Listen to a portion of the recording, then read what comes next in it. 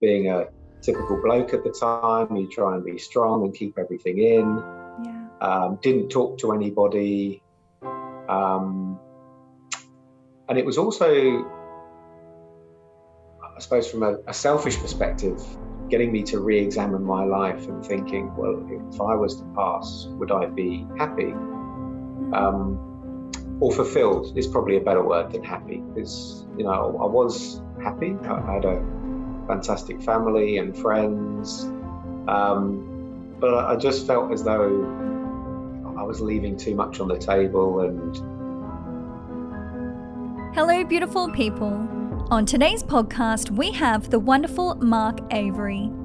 Mark lost a good friend, Frank, to cancer in late 2014. This event sparked mental health challenges for Mark, which he internalized thinking he had to be quote-unquote strong, and began drinking away what he felt was weakness. Fortunately, Mark eventually decided to speak with a doctor, which fueled a transition into ultramarathon running and raising mental health awareness. Mark ran 21 half marathons in 21 days, having conversations about mental health each day in partnership with Gotcha for Life. He ran from Tweed Heads to Sydney, and most recently ran 24 hours on a treadmill in an attempt to break a Guinness World Record, and has continued raising funds for the Cancer Council. What I personally love about this conversation is Mark's vulnerability and thoughtfulness through reflection to the questions posed. He seems to have gone on this journey from running for a sense of self-worth to running with a purpose of contribution. He shares intimately his experience of not meeting the world record he had recently planned, and what he hopes in persisting through the 24 hours on a treadmill despite this inspires in others. I can personally say with certainty his story is one of inspiration and impact. Please enjoy this really lovely conversation with Mark Avery. Welcome to the podcast, Mark. oh, thanks for having me. So Mark, where I would love to start is I was having a little scroll in your social media, and I came across a video you posted recently, and it was your reaction to watching Luca's world record in 2017. Yep. And you shared, "I want to make my family proud, I want to make Frank proud, and I want to do this for Luca and outrun cancer." So where I thought would be a really beautiful place to start, Mark, is for you to share more about who Frank was in your life and how he has inspired your mission today. Oh God, what a place to start. So probably, I think it was 6 or 7 years ago, and I'm losing track of time, not just because I've gone past 40, but because of COVID. But right. We were really good friends and neighbours. So Gab and Frank lived next door to us, and we all worked together as well at Vodafone. So me and my wife Vicky, and then Gab and Frank all worked at Vodafone, lived next door to each other, and we pretty much were family to each other, and lived every day with each other. We both had daughters around the same time. So they had Sasha and we had Lily. And yeah, they were, as I said, they were just our family, and we lived in each other's pockets. And just completely out of the blue, Frank was diagnosed with cancer. And I suppose because we were pretty much living with each other, you saw the effect that it had on their whole family unit. We were involved. And so I've never experienced anything like that. And I think in a very short space of time, Frank's health deteriorated, and then unfortunately passed away, leaving his daughter behind. And it was just really difficult on a number of levels. You're trying to support as much as you can. I think, as you would have read, being a typical bloke at the time, you try and be strong and keep everything in.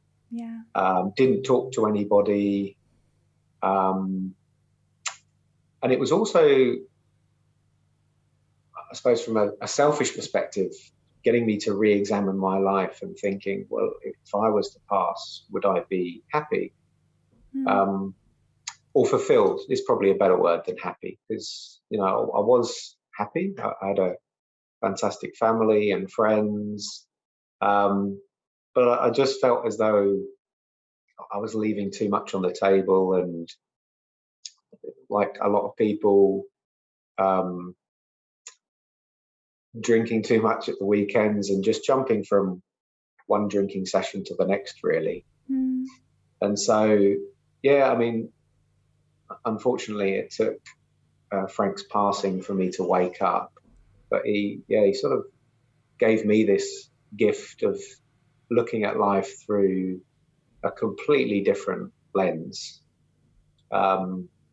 It didn't happen overnight, although sometimes when you look back, you think it is a sort of light switch. But it took a lot of time, and, you know, I went into quite a dark place at first. But I think that was probably what was needed as well, to be the catalyst for change. You know, sometimes when you're feeling, well, it's not great, but it's not too bad either. There's not enough incentive to change. Right. And so, you know, looking back, I'm obviously really sad that Frank passed, and I'm really grateful for the gift that he's given me as well. And so it was really the last few challenges, he's been constantly in the back of my mind to sort of honor that, and to do it in his memory, because I just don't think I would be attempting these types of things and pushing through the fear if that hadn't have happened, which, again, it has been something I've been sort of wrestling with as well. I think for me, it feels as though something good has come out of something terrible. And in terms of your mental health during this period, that I'm aware, you sort of kept it to yourself, which is quite a common experience. Yeah. What was the moment that you decided to start sharing how you were feeling, what you were experiencing with people? It did take a really long time. I probably kept it to myself for maybe 6 to 12 months. Wow. And it's all a bit foggy. I remember speaking to Vicky once and said, you know, I want to go and see the doctor and have a chat, because I'm not feeling 100%. And I think because I was bottling it up as well, I was having panic attacks at work, and it was something I'd never experienced before. So, and I think, you know, just having a panic attack once then made me think, am I going to have a panic attack again? And sometimes they can set each other off. But yeah, I think the first experience with the doctor and just sharing it and just letting it all out, having a good cry, just made me feel a little bit better. So there were some clues there. And I still didn't work it out straight away. But I think as I started to feel a tiny bit better, I'd start sharing it just with a couple of people. But as I was approaching the challenge, as I set myself this goal of running from Brisbane to Sydney, it was all about me. And it was I felt as though I had to do something really big to prove my worth, because I felt so unworthy. Interesting. And then as I started to get better and I was on that journey and ran to grow, and so the dynamic shifted a bit. And then it was less about myself, and the focus started to point outwards. And so that was when I then thought, I'm going to share my story. And I remember sitting down in a cafe and writing down my story for the first time. And it was pretty much that first draft that I shared with a few tweaks. And I think I put it out on my birthday the year before I was supposed to run. And I was so nervous about doing it, and I put it off. And then I got a message from a couple of friends saying, "Hey, I thought you were going to be posting this." And I thought, okay, I'll do it. They're good friends. Yeah. And I mean, that was liberating in itself.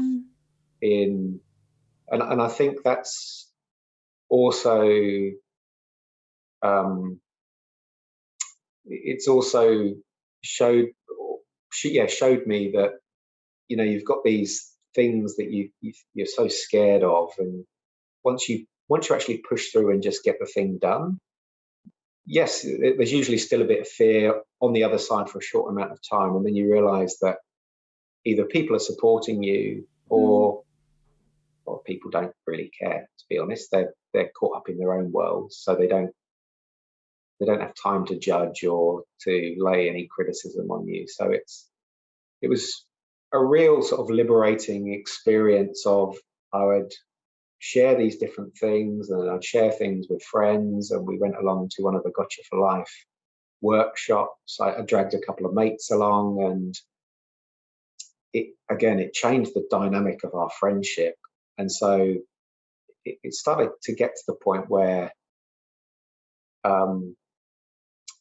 if I started to feel, if you started to feel uncomfortable or fearful or sad or upset or whatever for a long enough period, I would tend to share then rather than pull back and retreat. Yeah, I absolutely love this, Mark, because, we all experience it. And, in my own life, I always laugh about the concept of a vulnerability hangover. And it's about sort of when you show up and you share who you are in all of your entirety and all of your experience. And then maybe the next day you wake up and you go, oh shit, why did I do that? Yeah. I've had that many times, but I think the most important part of it, and in what you're saying, Mark, is that you have to have that larger purpose and meaning as to why you're doing it. And that's what reminds you when you feel, potentially insecure about things that you've shared about yourself, that there is that larger purpose and a sense of contribution that comes with being able to show up and be all of who you are. Because I'm sure you've had in your own experiences, when you do that, it paves the path for other people to feel free enough to share who they are.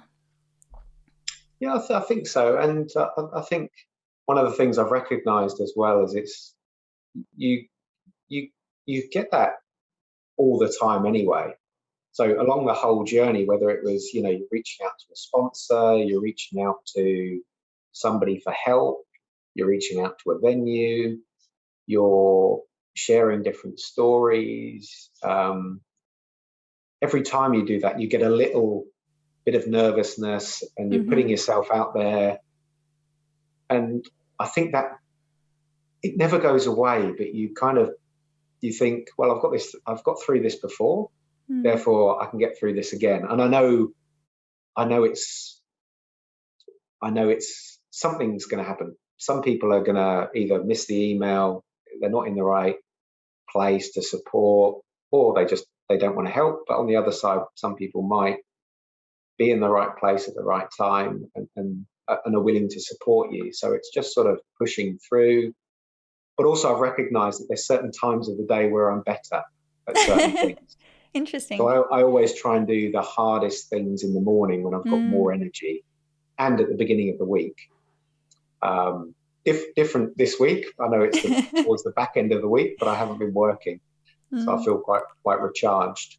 So I think it's, you sort of get to know yourself as well. And, I'm not going to try and do something that's mentally, or try not to do things that are really mentally challenging for the back end of the week.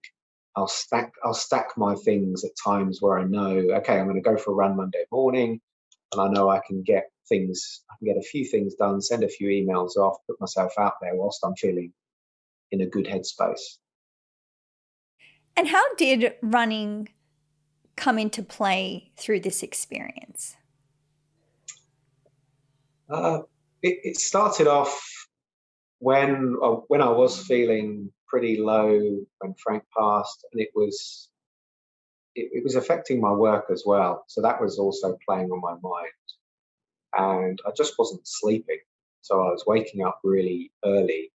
So I just started walking, and then that just turned into running. I've always been quite active and enjoyed my running, but it started off as a morning habit because I wasn't sleeping and I was trying to get healthy. And then I'd been putting off running a marathon for so many years that I thought, right, I'm going to commit to running a marathon. And I think it was just then a case of trying to replace some of those bad habits with good habits. So rather than getting home and heading straight to the fridge and sinking 3 or 4 beers in quick succession, it was, okay, I'll go for a run, or I'll do some stretching, or I'll do something else.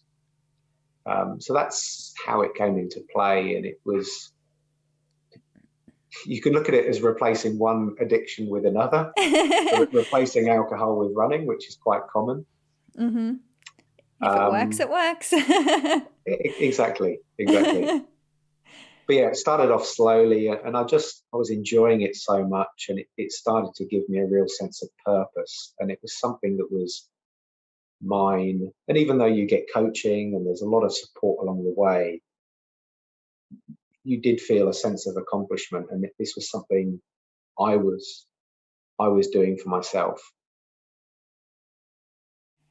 And to my understanding, your first real commitment was 21 half marathons in 21 days. Yeah. And to my understanding, you also had a conversation with someone different about mental health each day. Can you share more about that experience? Yeah, so it started really randomly, and as I said just before we jumped on, I was supposed to be running from Brisbane to Sydney, and then COVID delayed that, and I actually didn't know when it would happen. So it was supposed to happen in June on my 40th birthday. And then when COVID dropped at the beginning of, was it 2020? Yep, 2020. It put a hold on things, and all of a sudden I was a bit lost for about a week, and then messaged my coach and went back to, okay, well, why am I actually doing this? I want to have conversations about mental health. I want to make it normal for people to speak up and to seek help and to do things that are positive for their own mental health and mental fitness.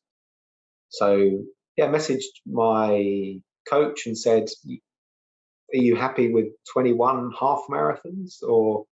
And he said, yeah, that would be good. And that will actually be a really good test. And then the conversation component, I was actually only supposed to have 1 or 2 conversations. But everybody I messaged came back with, yep, sure. And there was a few people along the way that extra people. So it was very unplanned. It was pulled together in about 2 weeks. And so it didn't really give me much time to overthink it. Conversations were only supposed to be about 10 minutes, and most of them went over sort of half an hour. But yeah, really I was looking for people that had either inspired me or had supported me on my journey, or that were speakers in the mental health space. And so it was to try and get different stories from different perspectives so that you'd resonate with different people. And again, also selfishly, there were people that I wanted to speak to and connect with. Why do you think I have a podcast, Mark? Yeah, exactly. But as you know, Jennah-Louise, you have such different conversations on a podcast than you would if we just met up in a cafe. There's no way. Well, would maybe there would, like because we're quite open people. But how often you'd go into a deep conversation with someone with meeting them for a couple of minutes, and a podcast is a great space to be able to do that really, really quickly. Yeah, something I've really learnt from this is that as soon as I stop recording after the podcast, people relax, people open up. And I'm like, this is the stuff we want on the podcast. It's really fascinating to see how people sort of have a little bit of a barrier thinking that maybe more than one person in this intimate space is going to be listening to what they're sharing. It's quite fascinating. Okay. Yeah. Yeah. I mean, as I said to you before, I'm happy to go and talk about anything, but yes, some people are beautiful like that. I think it's because I tend to forget that we're recording this. So maybe that's a good thing. Got to try and trick you. I would love to know, Mark, in relation to these conversations that you had, because by all means, this is no easy feat, running a half marathon every day for 21 days. And you're having 21 deep and powerful conversations with people. Yeah. This is important. So what did you feel like you learned from having those conversations? There's probably a couple of different things. One is I learned a lot about myself, and I was more nervous about the conversations than the running, because I felt as though I had to drive the conversations and make them interesting rather than actually just relaxing and asking questions and listening. So looking back, it was, I suppose, the start of a journey for me in having different conversations. And so learnt a lot, and I feel as though I ticked a little resilience box in my head to say, wow. Oh yeah, I can do something like that. But more importantly, it was about trying to get as many different perspectives from different people, and that behind everybody's lovely polished bio where they've done all these amazing races and ticked off all these amazing things, that they're just people behind the scenes. And it was really nice in understanding their journey and what they've learned along the way and what drives them. I mean, we talked again just before we jumped on about some of the people that I interviewed, you've interviewed. Yeah, I think I was looking on your Scott page and it was about 5 people or something. Yeah. It was really cool. And again, it was a way for me to connect with these people that would I have connected with them on that deeper level outside? I really don't know. You sort of hope so, but maybe not. And so you create, I sort of came out of that, yes, having these great conversations, but then also connecting with people on a really deep level. And not to say you're going to have those deep conversations every time you meet them, and there's a lot more banter and messing around. But you've got this, I felt as though I walked away with some really good friendships from Beautiful. That as well. Yeah, what I love about those experiences as well, because I feel like it's a very similar reflection to my podcast, is one, you as someone, I guess an outsider would look up to these high performers, and you start to humanize these high performers and realizing they're just like you. They've just, set a goal and achieved something great. But the other side of it is also providing a safe space for high performers to share their story, because that's what I've noticed as well, is that when you are in the limelight and you are renowned for that beautiful resume of achievements, that a lot of people do not feel safe enough to share, something that may be looked by society as not so perfect or more vulnerable. So I feel like those conversations are so powerful for those sort of two different aspects, and it comes into such a mutual sort of beneficial experience for all involved. Yeah, definitely. So let's pan into your run from Tweed Heads to Sydney. It was initially planned for Brisbane to Sydney, but as we all know with COVID, we've all had to adapt in our wonderful ways. Talk to me more about why you wanted to do this. Well, yeah, as I said, it started off as a bit of a selfish goal, just about me proving to myself that I could do something. Um, but it was something that, after reading Dean Carnese's book, I know Dean was a guest on your show as well. Yeah. That you read these books similar to what you just said, and you think they're superhuman. And I was like, oh, do you know what? I'd love to do something like that.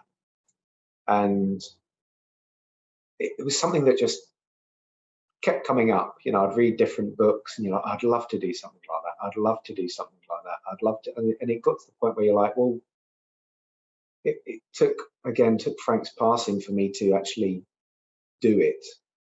And so the whole journey on the lead up, the training, me sharing my story, it turned into something different. And it turned more into an adventure for me. And I felt as though I'd had all these fantastic conversations in the lead up. So I felt as though I could actually then I could do this run and share my journey and my adventure, and I could just enjoy it. And it was so good going with the family. I mean, I think Vicky, my wife, would tell you a very different story about it. I mean, I sold it to her as a holiday, and it definitely. I was like, yeah, it'd be a fantastic holiday adventure for us as a family, and it'd be really cool. And it was hard work for her, having to pack up the car every day. And essentially, each marathon down the coast would stop at a different place. And I think for me, it comes back to that meaning and story of, there was this thing that I thought was completely unreachable in my head. And as you get closer, you start to, that story, that narrative in your head starts to change a little bit, thinking, well, I'd love to do that too. Well, maybe I could do that too. Do you know what? I think maybe I can too. I definitely can, and maybe that's being a bit too cocky. But to the point where, do you know what? Even if I've got to walk every day, I'm going to get this done. Right. And there were some really tough days in there where I had to really dig deep. I think sort of halfway through, even the first couple of days were a lot harder than I expected it to be. I think because we'd driven up in the car, I was a bit stiff, and so, and also just running nervously the first couple of days. Maybe I wasn't running in the correct form, and so was just a bit tense. But yeah, the whole experience was amazing. But it did feel as though we were sort of running in this bubble, and it was just me, Vicky, and the kids. We were just running alongside, and I was posting like a little short video each day and some updates. But it was all very surreal, and it didn't feel real at all. And it only really hit home when we got back to Sydney, and sort of ran into the down into Circular Quay. But yeah, I think if you're looking for something like that to change you as a person, you're going to be really disappointed, because the change occurs beforehand. Interesting. And really, the event is just the cherry on top of the cake. It was amazing, but by no means did I wake up, go to bed the day before and then wake up the day after I'd finished being a different person. It's just not the case. But yeah, all the transformation, if you want to call it that, or growth, happens in the lead up, in training for it, in getting up when you're tired, and creating all those new habits and changing that narrative, as I said, in my head. And that's why after the recent challenge, I was really thinking more about those stories and meaning. And you shared that initially you came up with the idea more for, I guess, like a sense of significance and feeling like you had that sense of self-worth. Yeah. Did that voice show up when you were running? I'd be lying if I said no. Of course, there are times when you're running along and you're thinking, this is amazing. And, sometimes you are like, I'm looking forward to posting the video on this later. But a lot of the time, probably not. As I said, because I was in this bubble, it didn't feel real. And I was on this adventure of a lifetime, and I was just so blown away every day, regardless of how tired I was. I just felt so grateful and lucky. And I really, really couldn't believe myself. And I actually didn't want it to end. I think that was a big point. I wasn't waiting for the finish line and thinking, oh God, when can this end? I was a little bit gutted when it did end, because it was every runner's dream. And we were so lucky with the weather. We missed a few storms along the way, and and I'm really glad I did the videos each day, because otherwise I just wouldn't have been able to remember everything. But it was one of the most amazing experiences of my life, and to be able to share that with my kids, even though they didn't, they don't really know what's going on. They kind of do, but if you ask them about, what was your favorite part of the trip, it was at one of the NRMA holiday parks and just messing around on the water slides. So I love it. Yeah, it was amazing. And in terms of, I know with these sorts of adventures, you come across lots of different people from different walks of life who become quite interested in your story. I know that you had some media surrounding you doing this, which obviously brings these new people into your life. What is sort of a beautiful moment for you that you could share in terms of experiencing a stranger sort of throughout this process? Oh, good question. I think one story that comes to mind is when, and I can't even remember where I was running now, but I was running between these two pretty remote towns, and I was running down this path, hadn't seen any cars or people for ages. And then all of a sudden, I ran up to this old petrol station. And I think they did sell a bit of petrol, and there was a small shop, and I needed a drink, and I was drinking a lot of chocolate milk at the time. So I stopped off to grab myself something, and I went into the shop, and the lady was like, what are you doing? And I said, I'm running to Sydney. And she's like, no, what are you doing? I am actually running to Sydney. And then she's like, oh, why are you doing that? And I shared my story. And then she shared her story back, and having gone through that with her daughter and how she's supporting. And it was just a really beautiful conversation in the middle of nowhere. And then when I left, there was this sort of really true blue Aussie guy working on his car outside, this old boy. And he sort of looked up and he was like, what are you doing? And I said, I'm running from Brisbane to Sydney. And he said, oh, you were on the radio this morning. And I said, oh, yeah. And he said, all he said was, good on you, mate. And I was like, okay, thanks, mate. And I didn't think much of it. But then my wife was driving down, and she stopped off. And she'd sort of said, oh, have you seen my husband running through? And the bloke said, oh, yeah, we did. He said, just a minute. And he ran inside, and he brought out this bag of coins as a donation.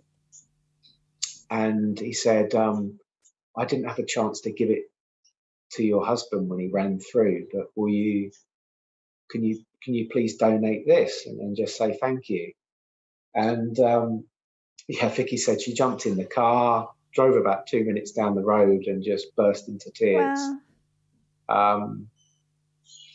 And she shared the story with me, and we were just both so touched. And yeah, just things like that. You don't really, you can plan for all these different things, but it was just one of those moments that was just completely unplanned and made it all worthwhile. I completely understand. Thank you for sharing. It's such a beautiful story. I'd love to move into your most recent adventure, 24 hours on a treadmill. So I would love to start with just coming to understand why 24 hours on a treadmill. Well, I can blame my good friend Luca Turini for that. Yeah, when I was training, or when I was researching for Brisbane to Sydney, I was speaking to all these different ultra runners like Kiralee Deer, Joe Ward, Luca, and trying to work out, okay, pick their brains on multi-day races, what are all the things I need to look out for, etc., etc. And yeah, touch base with Luca. So my coach, Mark Green, put me in touch with Luca and said, okay, you're serious about this, have a chat with Luca. He ran 20 marathons in the 20 different provinces in Italy. And I was like, oh, cool. Supposed to chat to him for 10 minutes. We ended up spending over an hour on the phone to each other. And I also found out he'd done this crazy challenge of running, or he had the Guinness World Record for furthest distance run on a treadmill in 24 hours. And I was just like, what? And he had a documentary on YouTube. So when I finished, I watched the documentary and was just blown away. And it was just one of those things that was just going over and over in my mind. So I sort of thought, well, just don't get sidetracked, just pause it. Let's get through Brisbane to Sydney and see. But it was this thing in the back of my mind. But I tend to do that. I tend to have these different things so that Brisbane to Sydney wasn't the be all and end all. It wasn't this big thing that I was going to blow up in my head and I've got to do it. Otherwise, I'm not worthy, or otherwise, I don't know. But you know what I mean. You have these different hurdles. So I think it was on the third marathon from Byron Bay. I was running with Luca because he was living up there at the time. And as we were running along the beach, because he took me on this horrendous, rather than nice, easy marathon, he took me up the Byron Bay. I can't remember what it's called now. But anyway, is it the Lighthouse run? The Lighthouse. Yeah, that's pretty brutal. And then down onto one beach. Well, yeah, that's a big run. Another beach. So yeah, my legs were pretty cooked after that marathon. But it was so much fun as well. But yeah, I said to him, do you know what? I'd love to have a crack at that. And he's like, okay, well, just get through this first, and then we'll chat after. And yeah, months went by, and then I got the excitement back up about it. But it was more the mental side that I was really interested in, because it seemed so boring, and I hate running on treadmill. So that's interesting. For me, I really wanted to see how far I could push myself mentally. So yeah, it was more the mental side. I knew I could run for 24 hours. I think a lot of runners could run for 24 hours, but yeah, could I do it just staring at a dot on the wall? I wasn't sure. So it was something that excited me and scared me enough to give me that fire in my belly. Beautiful. Love it. I hear the passion. And then started training for it last year, and I really didn't know if I was going to be able to do it at first. Probably the first month, especially because I had to run at 12 kilometers an hour, 5-minute K for 24 hours. I was thinking, well, I don't really know. But again, similar to what I was saying before, I thought, right, I'm going to trust the training. And this is one of the good things about having a coach, is I can offload all of that onto my coach and just say, you put together a plan, I'm going to follow it, and I'm just going to trust that I'm going to be in the right place at the right time to give this a really good crack. And as the months went on and I did, a marathon on a treadmill started to feel normal. Then the first few 6 hours, they were difficult. But then when I did an 8 hour, all of a sudden a 6 hour felt normal. And then a few months ago, I did a 12 hour, and that was a really good test. And that went really well. Well, it went really badly at the beginning, actually. The power board that the treadmill was on short-circuited. I think I'd overloaded it, so I had to reset the treadmill a couple of times, and my leg was sore because I had a little niggle over Christmas that I kept to myself because I didn't want people asking me, "Oh, how are you feeling? Are you still injured?" all the time. So I sort of kept that to myself. But again, it was more. I had this really nice. I was really clear on why I wanted to do it, and you would have seen that post about the meaning. And so, yeah, share more about that, Mark. I'd love for you to share more, because I know that I read your post and it was prefaced with, "I was nervous to post this." Can you speak more about, being nervous about showing up and sharing your purpose as to why you do this? Yeah, and I was nervous more. It's that judgment, isn't it? Right. Yeah, it just comes back to what we're talking about at the start, doesn't it? Yeah, I mean, maybe it's a bloke thing, or maybe it's just a human thing. But it's a human thing.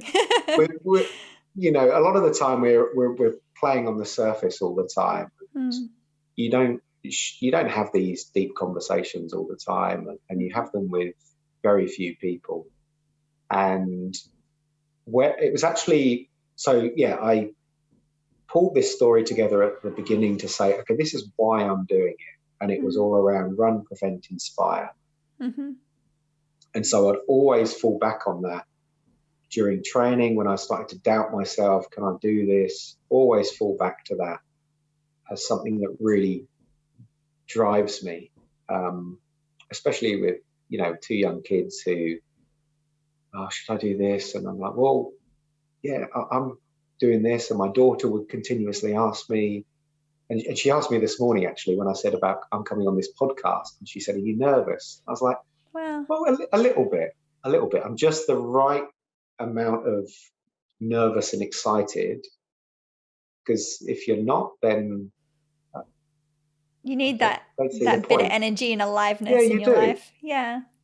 But she would ask me during the journey, "Are you nervous?" And some days I'd say, "Do you know what? I'm not nervous at all today." And other days, as we started to get closer, "Are you nervous?" I was like, "Oh, yeah, do you know what? I'm really nervous." But it was good to share that. And then I'd sort of say, "But this is what I'm doing. This is why I'm doing it. And I know that on the other side of this is going to be something really good." But I was more nervous about sharing that purpose. That I put my purpose is to inspire people to chase their dreams and find meaning in their lives. And I was probably more nervous about it just sounding a little bit woo-woo. And I love woo-woo.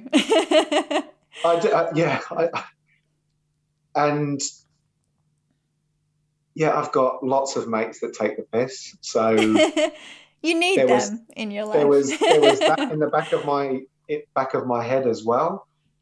But I just thought, do you know what? It was such a big part of why I was doing it, and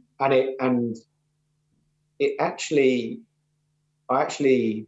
sort of formulated that narrative on one of my long runs. So on a lot of my long runs, I'd be thinking about where do I want to take this next? And you'd imagine being on podcasts or talking about it to other people, and you think, why am I doing all of this? yes, there's the fundraising component, and there's the sharing my story, but what is it I actually want to do? And then what did Luca do for me when I watched his documentary? And I just felt inspired, and after meeting Luca and talking to him, just sort of coming away from that conversation feeling, do you know what, maybe I can do it. And it starts off with that small seed. It's not necessarily, Absolutely. yes, I can do it, but maybe I can do it. And so when you've got that small amount of inspiration, I now know to jump onto it straight away and just follow that, you know, whether you call it intuition or feeling or what you've got in your gut, but it's just something that excites you every day. You know, I'm waiting at the moment now to see what itch I've got to scratch next, if at all. Right. But I know through all my other challenges, if I start to think about something every day and it doesn't go away, I know I've got to do something about it. And that was right at the beginning of this treadmill one, where I just couldn't stop thinking about it. I couldn't stop watching Luca's documentary, and I became a bit obsessed. Yeah, you've mentioned, actually, I think I read in a post of yours, you mentioned obsessed. Can you talk to me more about the idea of obsession? Because I think my experience in you know, watching and connecting with people like you that do these really incredible endurance feats is you have to have a level of obsession to really stay true to your commitment in it. Yeah. I think obsession sometimes has a sort of negative connotation, doesn't it? It does. Where you think I'm obsessed by something, and then, I don't know, maybe because I'm obsessed with running, it ruins my family life, or you know, everything else falls to the wayside. But I feel as though at the beginning, maybe it started off as a bit of unhealthy obsession, where all I would think about was running. And I was tired all the time because I was going from, you know, when you start this ultra journey, you're essentially changing and replacing all of your habits, and you're going through this identity change at the same time. Yes. So it's really tiring. But then I felt as though, for me, I then got to a point where it was less of an obsession because I'd integrated it, and it was just a part of me now. Running's just beautiful, a part of me now, and it's not the number one focus. My family is and always has been, but maybe it was sort of knocking on the door a bit too much because I was trying to get that self-worth from it. Right. So I'd still say I've got a healthy level of obsession, but I've integrated it nicely. And one thing I'd said to Vicky right at the beginning was that I would try and do all of my running before the family woke up, so that it wouldn't impact the weekends. So there were times during Brisbane to Sydney where I was getting up at 3-4 in the morning, running a marathon, coming back, and then taking my son to soccer. Wow. And then sometimes refereeing some of the games, running around with stiff legs. But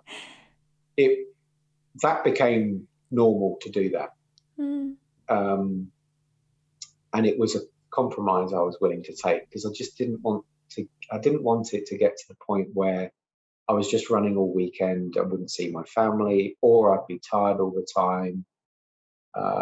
You know, my family time is still sacred time, and that's why I do a lot of my running on my own, just to be able to fit it in, rather than traveling to do running groups. I mean, I'd love to do that, but at the same time, it would eat into family time, and my kids do sport all the time.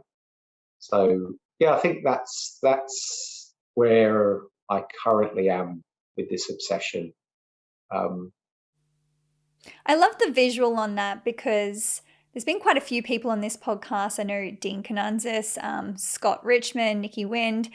They're all parents, and they do exactly what you do. They get up extremely early in the morning before their family is awake, and they will get what they need to get done to be able to still show up as the parent that they desire to be. And I really honor and respect people like you that are able to find a solution to it, because I feel like too easily for a lot of people, they will stop living their dreams because they have a family. And the idea of trying to, as you said, integrate being a runner into your life as someone that values your family first and foremost, I think is in itself an inspiration for people to understand that you really can go out and live your dreams while still being an amazing person for your family.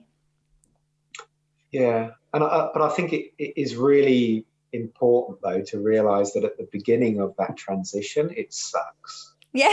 And because you forget that, because a lot of the time now where I say, do you know what? I actually feel more energized getting up at, let's say, 4 o'clock on a Saturday morning and getting my run done first, and then coming back to the family. I'm at the point now where that energizes me. Beautiful. But when I was first starting out, that wasn't the case. So I suppose there's that, you don't want to set that false expectation with people that, you know, oh yeah, I'm going to start running early in the mornings and I'm going to get up and feel energized, and they're all lying to me. I don't feel like that at all. Yeah. So you need that passion, and you really need to be clear on why you're doing it at the beginning to get yourself up and to create those habits. And then as I said, I actually feel more tired on my recovery weeks now than usually on my hard training weeks. But maybe if I didn't have those recovery weeks, I would be feeling worse. So it's a bit of a mind game. Yeah, it's totally a learning experience. And, you know, what I've learned is that it's certainly an individual experience, and what works for you may be very different to what works for me. And I think that's the fun of the exploration, particularly in being a beginner when it comes to ultramarathon running or some form of endurance sport. You know, it was only a few years ago I started ultramarathon running, and I remember when I first started out, you know, I guess fortunately, in quotes, I didn't have a family, because I would go for my run in the morning and by about lunchtime, I would just be absolutely wrecked. And I certainly don't feel like that now, but it does, you're right, it does take time for your body and mind to adjust to these different processes and, as you shared, habit. And I would love to explore more with you, Mark, this treadmill run, because you had a goal for the treadmill run. And as we all know, with this type of ultra marathon running, things never go to plan, I would say very confidently. And that is certainly the adventure and the fun of it. Can you share more about what your plan was for the treadmill run and what actually happened during the treadmill run? Yeah. Well, I was hoping that I'd have a nice little certificate on my wall saying Guinness World Record holder. But that didn't happen at all. And it's funny now looking back, because when I was training, you know, obviously I was just focused on that. You know, I had 265 kilometers up on my wall, which is the distance that I needed to run. It was part of my passwords. It was something that I wrote on the screen door, in the mirror, in the shower. It was something that, you know, I was always 265, and linking that 265 back to my story and where the emotion was. But yeah, it did not go to plan. So yeah, I got a little bug 2 days before on the Thursday, and I was in bed all day. Luckily it was COVID negative, but it sort of hit me for 6. And so I woke up feeling a bit better on the Friday, but it just meant that it wasn't at my optimal. But no excuses. That was just the hand that I was dealt, and it was too late to cancel everything. So I was feeling good enough to say, okay, I'm still good. And it was a bit of a a mind game as well. Like, come on, start thinking about this. So the event started on the Saturday at 10 a.m. and the first few hours went well. The first hour just felt weird. You're sort of you're just constantly telling yourself to relax. You're on a treadmill. Yeah. You've got people watching you, and you've got 24 hours left to run. So it's this weird thing where you're sort of running in a really awkward way, telling yourself to relax. And I think because I wasn't running very fluidly, I felt something rubbing in my toe, and I was like, oh God, please no. But I think gradually I started to relax into it and get into the flow. But then 4 hours in, I got cramp, and it just came out of nowhere, and I'd never had cramp at all in any of my training runs. Wow. And so, I think it was just the body still not on top of things from Thursday. I got off, had a little rub down, got back on, and then got cramp again the next hour, and then the next hour after that. And it was playing on my mind big time. But kept going and taking this awful crampies stuff and getting the electrolytes down. And I think I got to about 12 hours in, and I knew I wasn't on track, but I hadn't said anything out loud. I was still sort of hanging on to this goal in my head. But 12 hours in, I think I'd done 127 kilometers. Wow, that's a lot. So I think I was about 13 kilometers off where I should have been. Wow. And even on one of my 12-hour run I'd done previously at a nice easy pace, I'd done 120k. Wow. So in my head, I was like, I'm well off, and there's no way I can negative split this and run a faster a more distance in the back 12. But again, I thought, well, I'll just keep going. And then I think it was about 13 or 14 hours in where I got cramp again. I came off and had a little rub down, and I got back on and sort of looked over at the clock, and it was 10 hours left. I was like doing the maths in my head, and I was way off. And I just sort of looked at Luca and said, I'm not gonna do this, am I? And he looked at me just dead in the eyes and said, no, sorry, my friend. And so I paused the treadmill, and I think they were thinking, what's he doing? I got off, hugged Luca, hugged Vicky, and then got back on. And a few people since have told me that they thought I was giving up at that point. And so then it was a conversation with Luca as to, okay, what's next? And he said, well, let's set a new target, because I think I'd been sick as well at this point. So I wasn't feeling great. I was feeling a bit run down. Wasn't too far behind, so 14 Ks behind. But Luca said, the number one priority now is for you to finish. People are going to be coming in the morning, and we need to make sure that you finish, and you finish strongly. Beautiful. Okay, we want to make a statement. And so I was like, yep, that sounds good. And he said, how do you feel about aiming for over 200? And I was like, yeah, definitely. We need to get over 200. And so, it was, and then I think I spent probably the next half an hour just sort of processing it in my head. And then I needed the bathroom, so I got up, went to the bathroom with Luca, and he's sort of holding on to me, and I'm sort of shuffling in like an old lady. And then as we were walking out, I think he could sense, because he's gone through this before, he could just sense that I was pent up with emotion and needed to let it out. And he just sort of turned to me and just looked at me and said, it's okay. Wow. And I just burst into tears. sort of embracing him in the men's toilets. So we've got some funny memories to share. But it was just exactly what I needed at that point. I mean, both Luca and my wife, Vicky, were just fantastic through the whole thing. I really couldn't have done it without them, as well as my wider support crew. They were both just amazing. Luca always knew what to say at the right point.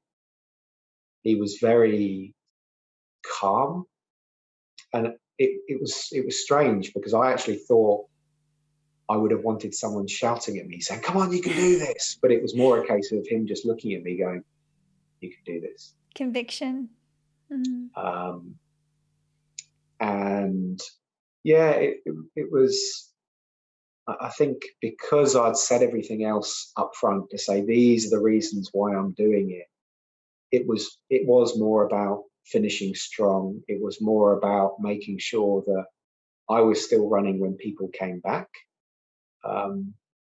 Because part of my purpose was about inspiring people and chasing goals and giving meaning behind it. So that was something that was going through my head as well. Like, you can't give up.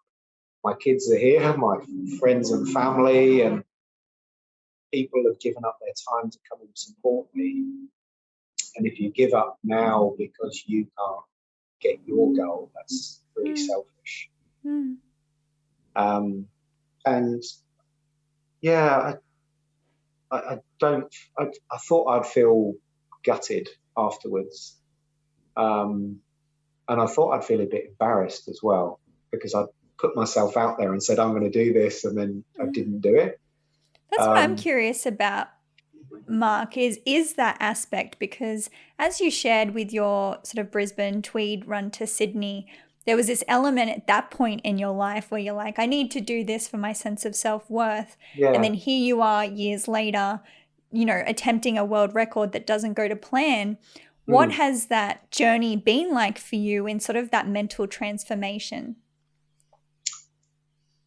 Yeah, it's a really good question, because I think if I hadn't have run from Brisbane to Sydney, I think that would have really hurt me mentally.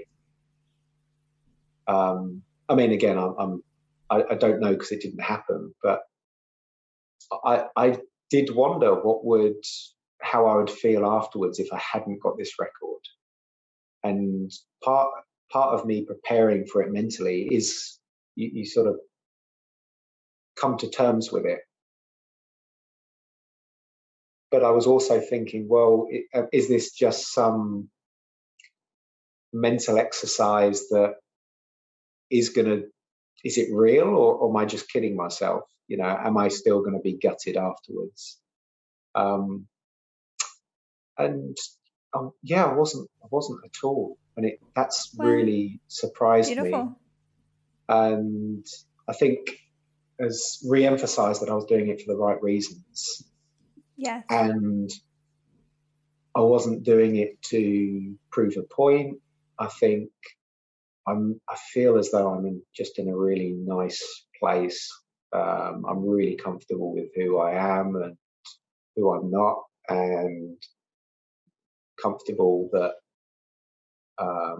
the people that I've got around me, my family and friends, it was more about just giving it a go and having a crack than getting the record. But it's easy to say that beforehand. But I think you can kid yourself and you think, oh, I'm going to be fine, and I don't really care about it that much. But then afterwards you get it. Right. But yeah, I don't really. I'm still trying to understand it all, but I think it's more that I wasn't doing it to prove a point or to make myself feel better. I was just really genuinely intrigued about whether I could do it or not. And I was really excited about the growth component as well, and just becoming a better runner. And what do you appreciate about not having met your goal of 265 kilometers? What do I appreciate? I'm really, really happy with the way it finished, and the way it finished on that Sunday, and that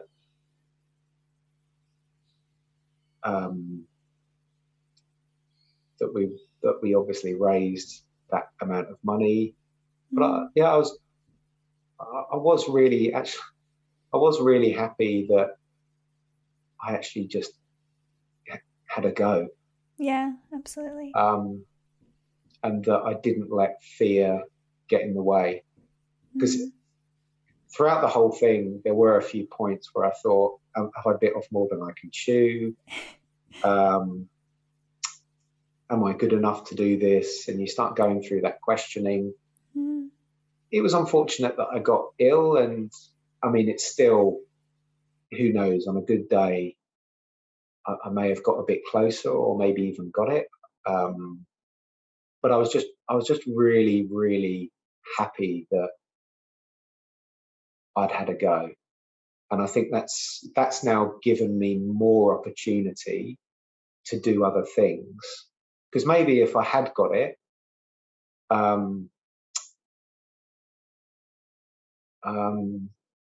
don't know, maybe then you've got a monkey on your back that I need to be successful in everything I do, and it adds extra pressure on. Maybe. I don't know. But I mean, I've always had a saying, everything is on the way, not in the way. And I think there's certain phrases like that again, people can say, but you've got to be able to trust that everything is happening. Right. Everything is happening for the right reasons. Even if that's just a made up story in your head, because there's some terrible things that happen in the world, and it's a bit sort of egotistical to think that the universe revolves around you. But I mean, that's partly what we do anyway. But I want to believe this narrative that everything is on the way, not in the way. I definitely can say with certainty, Mark, someone that was watching your journey and everything that unfolded, that I really appreciate about your experience is seeing you, as you shared, continue on when you knew that you weren't going to meet your initial goal. That's massive for me, because I have seen others that set these big goals and they don't go to plan, and they will stop. They will not even try and give it a go, no matter what the result is, right? And I think that was really important for me, and something that I'm grateful for in your experience, is reminding myself that it isn't about the number.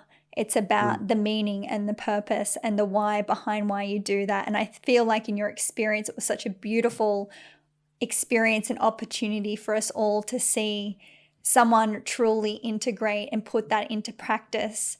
So yeah, for me personally, Mark, I really appreciate that in you, that you had the courage to do that on that day. Oh, thank you. Yeah.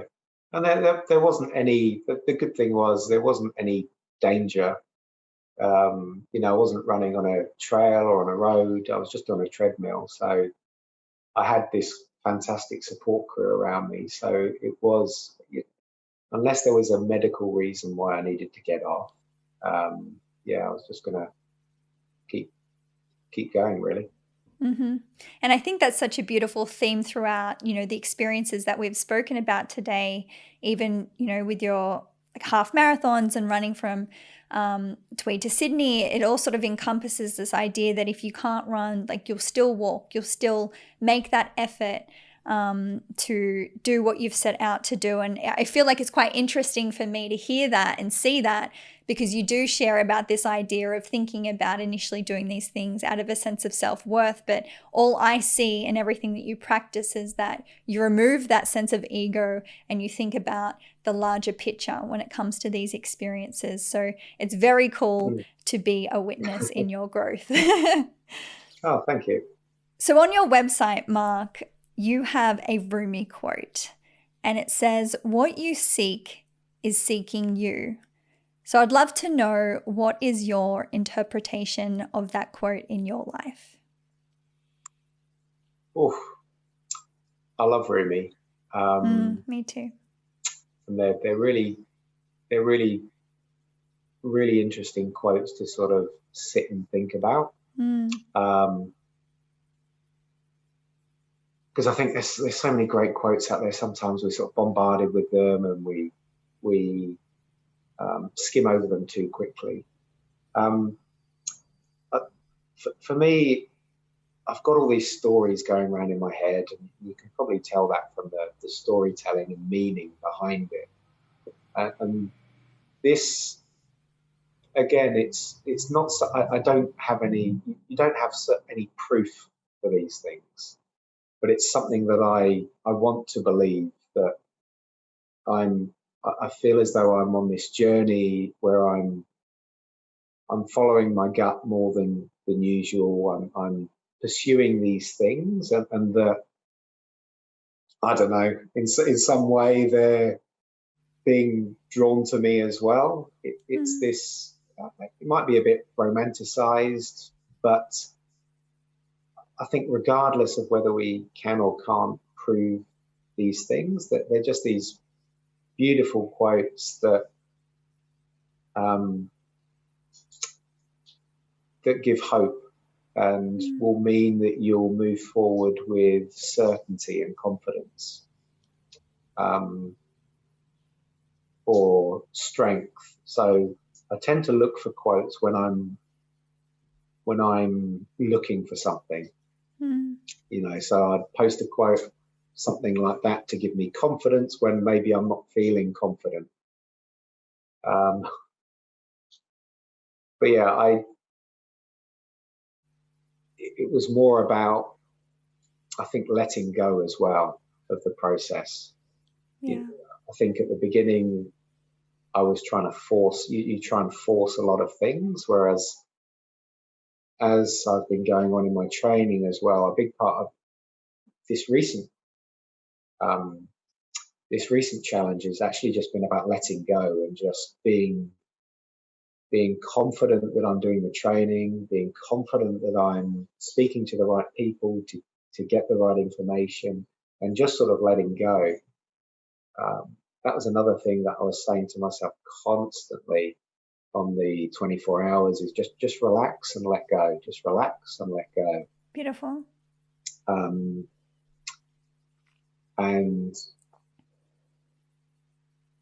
yeah, as I said, it wasn't the result that I thought it was, but maybe it's exactly the result that I needed.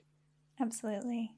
Yeah, I love this concept of letting go. I actually just started a book last night called Letting Go, The Path of Surrender, which I'm extremely excited to dive deep into. But I am totally of the belief that, if you don't believe that things happen for a reason, at least integrating that acceptance that things do happen. And I love the idea of co-creation, where, take action on what you can, which is obviously what you do in all of your preparation and training, but have faith in the moment of what happens, and be able to take the gift out of what happens and to continue on your journey. And I do believe when we are on this path of contribution and a path of inspiration, things will not go perfectly. They won't go right, because then we have nothing to draw on. So I think we always have to be mindful with our intentions as well, because life will certainly deliver what it is that we are seeking. So thank you, Mark, for your beautiful stories and experiences, and for certainly inspiring us. I truly appreciate it. Oh, thank you so much. It's been great to chat, Jennah-Louise. So on a final note, Mark, I would love to ask you, what does it mean to you to be human? Wow. And I know we were just talking about this before we jumped on, and it's such a difficult question. Yes. And I think, again, similar to what we were saying, my response has changed over the last week as well. You know, at first it was about, well, it's about connection, it's about family, and then I was like, well, no, actually, it's about meaning, and it's about growth. But yeah, I think for me, being human is, I suppose it's just ever changing. It is about the stories that we tell ourselves and the meaning that we give to everything around us, and what value we place on things. And my value has changed a lot over the last, or the value I place on things has changed a lot over the last 5 or 6 years. One of the quotes that I think about regularly is the bigger the void, the bigger the value, and that whatever we feel as though we're lacking in life is where we place more value. So if you're feeling as though you haven't got health, you place a big emphasis on health. And so I feel as though being human is about, for me, it's about exploring at the moment. It's about, it is about my family, but it is about exploring as well. That's what brings me to life. And if I can combine those two things of exploring with my family, it just brings me alive as a human.